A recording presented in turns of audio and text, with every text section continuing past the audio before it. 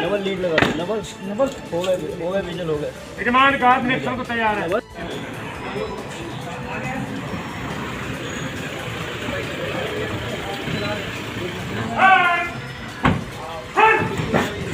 अनु भैया सलाम। हाँ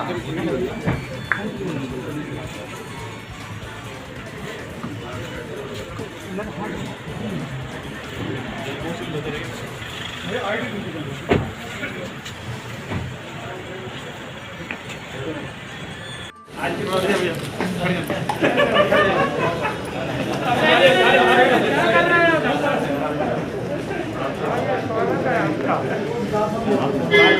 भाई साहब हम लोग रात ही आ गए उन्होंने कहा भाई साहब सवेरे आ रहे हैं तो हम लोग कंप्लेंट पहले पहुंचे। चलो बड़ा भाई आगे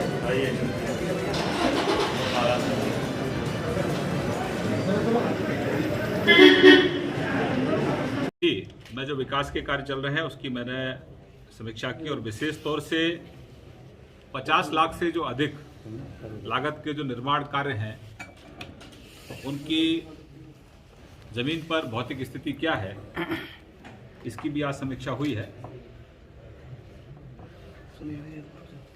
लगभग 1054.69 करोड़ की लागत से 21 सड़कों का निर्माण हमारे यहाँ तेज गति से चल रहा है, जिनमें 14 सड़कों का निर्माण कार्य पूर्ण हो चुका है।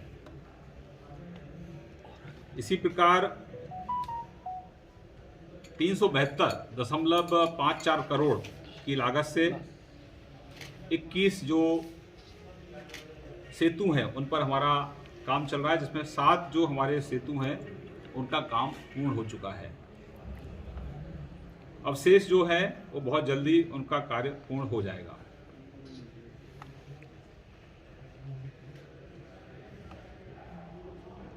विभिन्न कार्यदायी संस्थाओं द्वारा निर्माणाधीन अन्य परियोजनाओं में 1447.43 करोड़ की लागत से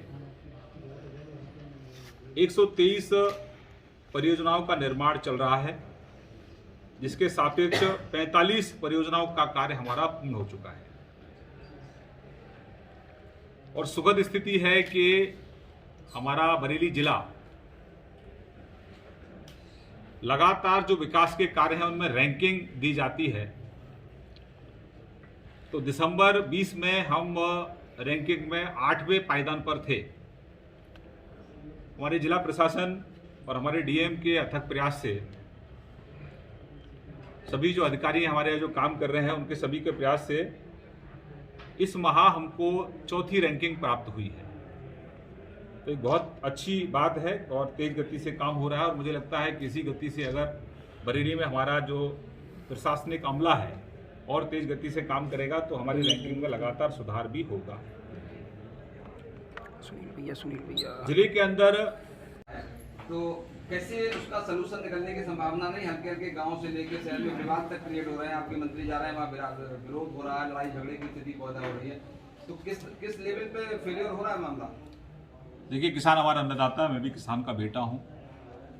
ये सरकार किसानों की सरकार है। किसान आर्थिक रूप से स्वावलंबी बने, किसान की इनकम दोगुनी हो, किसान के घर में खुशहाली आए, ये लगातार हमारे देश के यशस्वी प्रधानमंत्री नरेंद्र भाई मोदी जी का प्रयास रहा है। और ये तीनों जो कानून लेकर आए हैं ये मील का पत्थर साबित होंगे।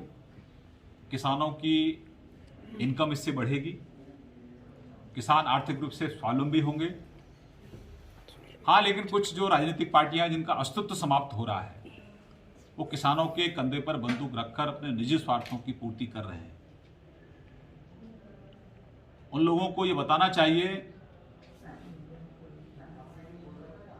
कि एपीएमसी एक्ट जो होता है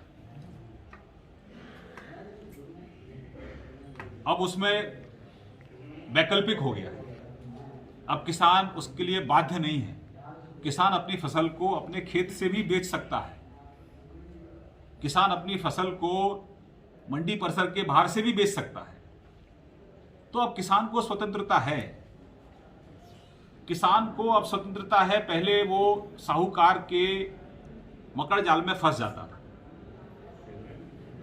अब उस मकड़ जाल से भी किसान को आज़ादी इन कानूनों के तहत मिलेगी। हमारे प्रदेश में, हमारे देश में बटाई पर खेती होती रही है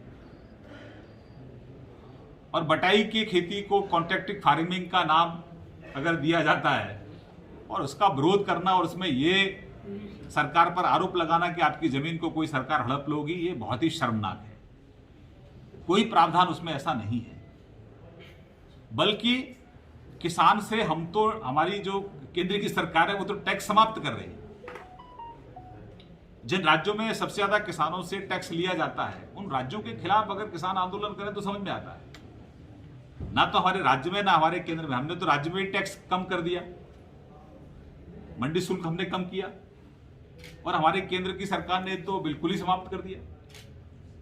तो एक आजादी किसान को हमारी सरकार, केंद्र की सरकार दे रही है और मैं मानता हूं कि कुछ ऐसे राजनीतिक पार्टियां हैं जिनमें अभी भी गुलामी के कहीं ना कहीं अंश बचे हुए हैं और वही लोग हमारे अन्नदाताओं को गुमराह करने की कोशिश कर रहे हैं। एक छोटा सा प्रश्न और है सर, कल मुख्यमंत्री जी ने विधानसभा में टोपी लगाने को लेके बयान दिया, जिस पर लेके हंगामा हो गया। समाजवादी पार्टी का आज बयान आया कि अगर हम भी आपके जो मुख्यमंत्री जी कपड़े पहनते हैं, अगर उस पर आरोप हो, उस पर अगर हम प्रश्न चिन्ह उठाएंगे तो तमाम ऐसे लोग हैं जो गलत लोग भी उस तरीके के कपड़े पहनते हैं। तो टोपी से आपत्ति क्या है मुख्यमंत्री जी को, सरकार का क्या उस पर हुआ? बहुत धन्यवाद, नमस्कार। सर पेट्रोल पे आपको विकास के पथ पर सरपट दौड़ रहा है, तेज गति से बरेली विकास में आगे बढ़ रहा है।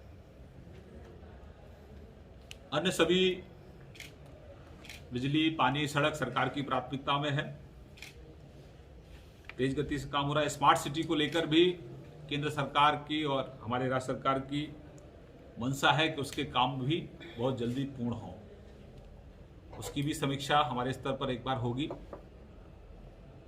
और उसमें सभी माननीय हमारे जो केंद्रीय मंत्री हैं, माननीय संतोष गंगवार जी और हमारे सभी यहाँ जनप्रतिनिधि, उनके साथ भी एक बार हम लोग इसकी समीक्षा करेंगे और जो कार्य पूर्ण हुए हैं उनकी भी और जो कार्य अभी हमारे चल रहे हैं उसकी भी जानकारी नेक्स्ट वीक में उसकी समीक्षा करूंगा। बहुत धन्यवाद। मेरी तरफ से इतना ही। आपके कुछ और सवाल हैं तो मैं उनका जवाब देने का प्रयास करूंगा। कमियां क्या निकली सर 1 महीने में आपने देखा? मुझे लगता है कि थोड़ा समन्वय का अभाव था। दूसरा, एक कोविड के कारण भी थोड़ा शिथिलता आई थी, लेकिन अब सब लोग तेज गति से अपने अपने कामों को अंजाम दे रहे हैं और हमारे जिलाधिकारी का जो कोऑर्डिनेशन है सभी विभागों के साथ वो और बेहतर हुआ है और आने वाले जो महीने हैं उनमें और बेहतर होगा।